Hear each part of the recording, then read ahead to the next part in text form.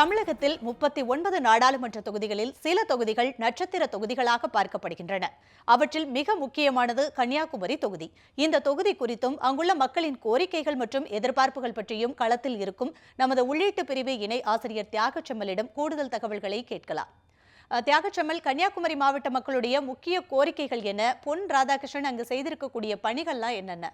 இந்தியாவினுடைய தென்கோடி தொகுதி என்பது கன்னியாகுமரி தொகுதியாக இருக்கிறது.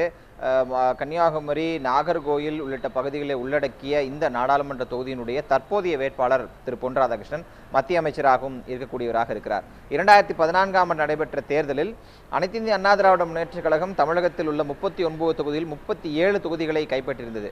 அனைத்து இந்திய அண்ணா திராவிட முன்னேற்றக் கழகம் தோல்வி சந்தித்த 2 தொகுதிகளில் ஒன்று கன்னியாகுமரி தொகுதி.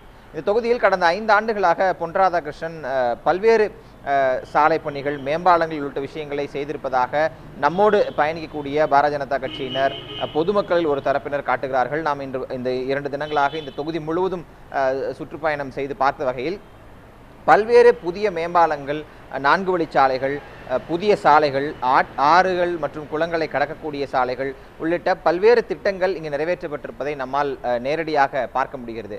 இந்த மக்களுடைய தேவைகள், கோரிக்கைகள் என்பது நிறைய விஷயங்கள் இன்னும் பட்டியல் இருந்தாலும் பிரதான கோரிக்கைகளாக இந்த நாகர்கோவில் பகுதி, கன்னியாகுமரி பகுதியில் இருக்கக்கூடிய போக்குவரத்து நெரிசல்கள், பொதுவாக ஒரு மாதிரியான மலையும் காடும் கலந்த ஒரு பகுதியாக இந்த இடம் இருப்பதால் சாலைகள் மிக குறுகலாக இருப்பது என்பது இந்த பகுதியினுடைய இயற்கையான அம்சமாக இருக்கிறது. அப்படி குறுகிய சாலைகளில் மேம்பாலங்களும் பாலங்களும் மிக முக்கியமான ஒன்றாக இந்த மக்களால் பெரிதும் கேட்கப்பட்ட ஒன்றாக இருக்கிறது.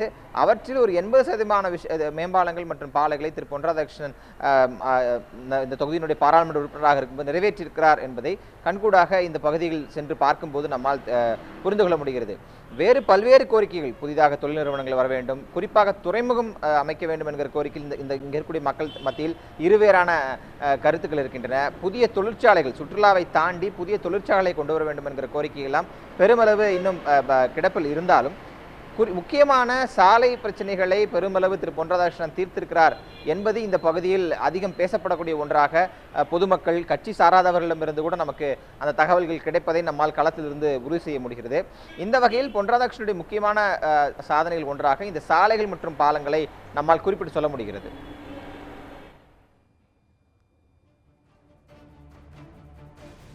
செம்மல், கன்னியாகுமரி மாவட்டத்தை எடுத்துக்கொள்ளும் போது நாடாளுமன்ற தேர்தலில் காங்கிரஸ் கட்சி 50 ஆண்டுகளாக அங்கே வெற்றியடைந்திருந்தது.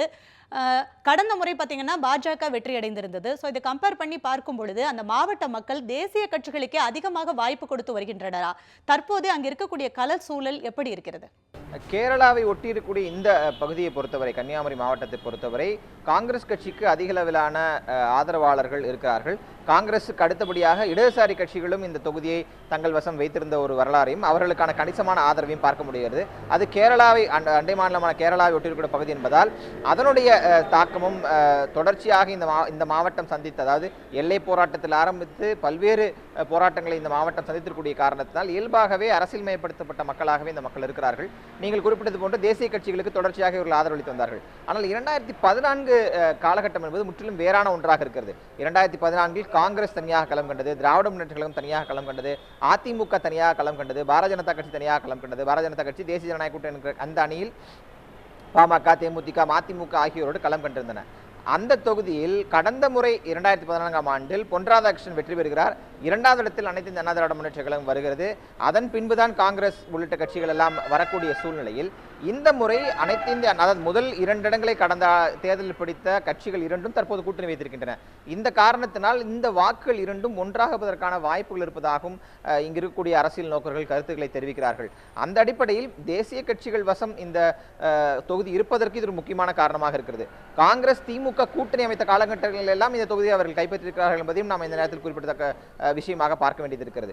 இப்படி பார்க்கும்போது இந்த முறை மீண்டும் அந்த போட்டி நேரடியாக களத்தில் இறங்கியிருக்கிறது.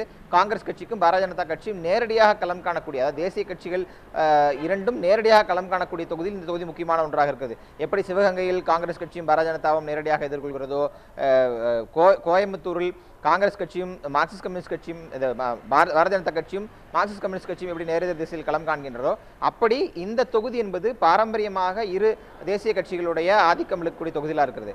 சட்டமன்ற தொகுதியில் எடுத்துக்கொண்டால் கூட காங்கிரஸ் கணிசமான இடங்களை தன்வசம் வைத்திருக்கக்கூடிய ஒரு பாராளுமன்ற தொகுதியாகவும் இந்த தொகுதியை நாம் பார்க்க வேண்டியது இருக்கிறது. இப்படித்தான் இந்த மக்களுடைய இந்த தேசிய கட்சி சார்பு என்பது தொண்டு தொட்டு வந்திருப்பதையும் நம்மால் பார்க்க முடிகிறது. ஆனால் தேசிய கட்சிகள் தொடர்ச்சியாக தக்க வைத்துக் கொள்வதற்கு திமுக, அதிமுக இரு கட்சிகளுடைய பங்களிப்பு முக்கியமான ஒன்றாகவே இருக்கிறது. உங்களுடைய தகவல்களுக்கு நன்றி தியாகச்சமல்.